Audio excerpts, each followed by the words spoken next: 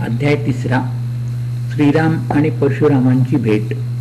श्रीराम आणि सीता, लक्ष्मण आणि उर्मिला, भरत आणि मांडवी तसेच शत्रुघ्न आणि श्रुती कीर्ती यांचा विवाह मोठ्या थाटात संपन्न झाला. विवाहोत्तर अल्पकाल मिथिलेस राहून महाराज दशरथ आपले 4 पुत्र, पुत्रवधू आणि वशिष्ठ आदी ऋषी समवेत अयोध्या नगरीस जाण्यास निघाले. ते मिथिला नगरीपासून 3-4 योजने दूर गेले असताना कोटी सूर्याप्रमाणे तेजस्वी, विजेच्या पुंजाप्रमाणे कांतिमय तेजाने संपन्न, निळ्या मेघासारखा वर्ण असलेले, उंच, हातात धनुष्य आणि परशु धारण केलेले जमदग्नी पुत्र परशुराम येत असल्याचे महाराज दशरथांना दिसले. त्यांना पाहताच महाराज अत्यंत भयभीत झाले आणि रक्षण करा, रक्षण करा असे म्हणू लागले.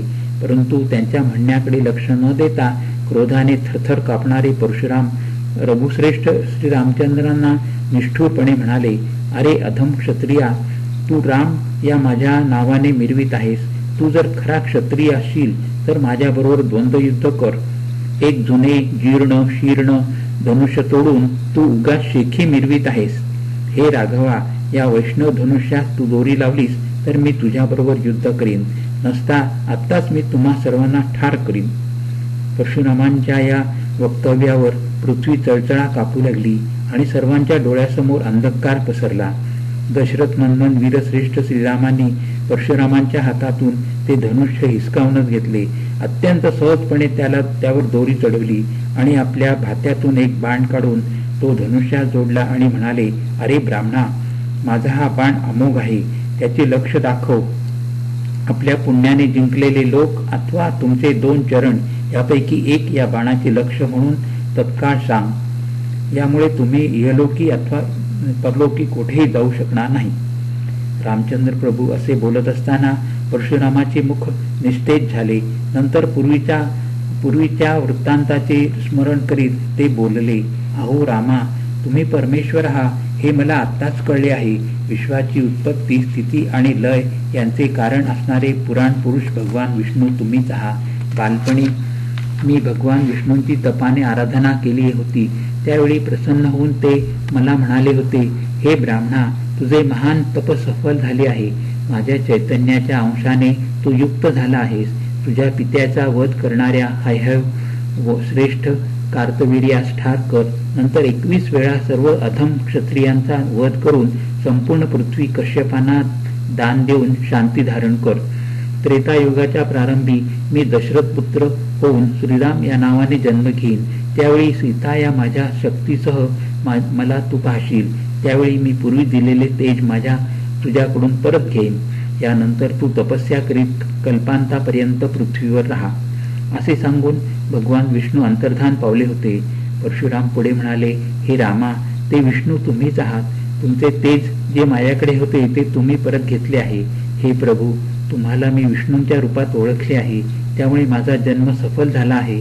अहो रामा, हे आश्चर्य कसे ते पहा ना.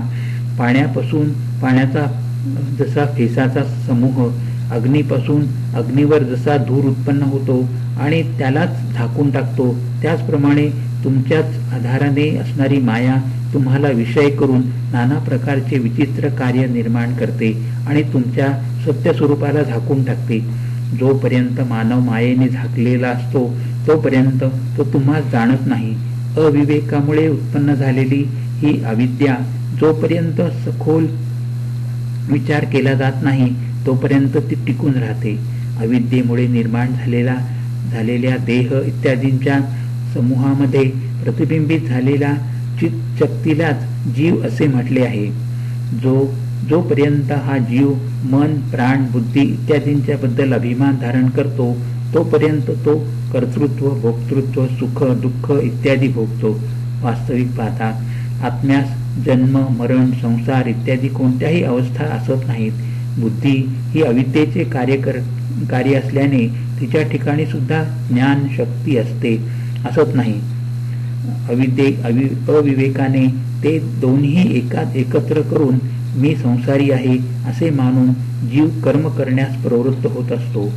पाणी आणि अग्नी यांचा संयोग झाला असता ज्याप्रमाणे पाण्यात उष्णता येते आणि अग्नी शांत होतो, त्याचप्रमाणे जड स्वरूप असलेल्या बुद्धीचा चेतन स्वरूप स्वरूपी आत्म्याशी संयोग झाला असता बुद्धीमध्ये चेतना येते आणि त्या चेतन आत्म्याच्या ठिकाणी कर्तृत्व, भोक्तृत्व इत्यादी जडत्व प्रकट होते. हे रामा, ज्यावेळी मनुष्य तुमच्या भक्तांच्या संगतीने प्राप्त झालेल्या भक्तीमुळे तुमची उपासना करतो तेव्हा तुमची माया हळूहळू निघून जाऊन ती क्षीण होऊन जाते. यानंतर त्या साधकाला तुमच्या ज्ञानाने संपन्न अशा सद्गुरूंची प्राप्ती होते. त्यांच्याकडून महावाक्यांचे ज्ञान मिळाल्यानंतर तो तुमच्या कृपेने मुक्त होतो. तुमच्या चरणयुगलांवर जन्मोजन्मी भक्ती असू दे, तसेच तुमच्या भक्तांची संगती मला निरंतर लाभू दे. या दोन्ही साधनांनी अविद्या नष्ट होते. नंतर परशुराम श्रीरामचंद्रांच्या चरणी नतमस्तक होऊन म्हणाले, हे जगन्नाथा, तुम्हाला नमस्कार असो. हे अनंता, तुम्हाला नमस्कार असो. यावेळी करुणामय भगवान श्रीराम प्रसन्न होऊन म्हणाले, हे ब्राह्मणा, मी तुझ्यावर प्रसन्न आहे. तुमच्या मनात ज्या ज्या इच्छा असतील त्या सर्व मी पूर्ण करीन.